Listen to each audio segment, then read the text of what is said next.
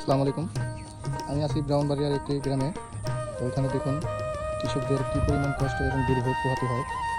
এখানে গত 2-3 দিন যাবৎ টানা বৃষ্টি থাকার কারণে এটা পুরা একটা মাঠ, পুরাটা একটা ফসলি জমি, এখানে ধান চাষ করা হচ্ছে বর্তমানে।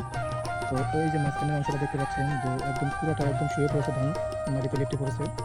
তো দেখা যাচ্ছে, দেখেন এই ধরনের পরিস্থিতি প্রায় জমিনে হয়েছে।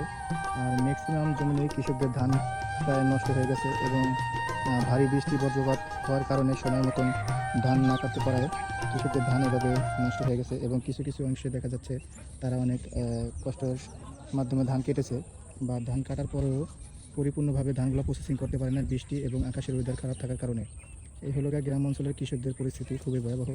হয়তোবা আমরা যারা ঢাকাতে থাকি, শহরে থাকি, আমরা এগুলো বুঝতে পারি না যে আসলে একটা কৃষকের কতটা পরিশ্রমের মাধ্যমে ফসল ফলায় এবং ফসল ফলানোর সেই ফসল আমরা ঢাকা শহর বসে সুন্দরভাবে উপভোগ করি।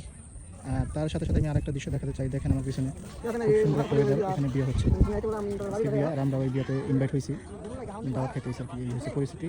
তো সবাইকে আসসালামু আলাইকুম।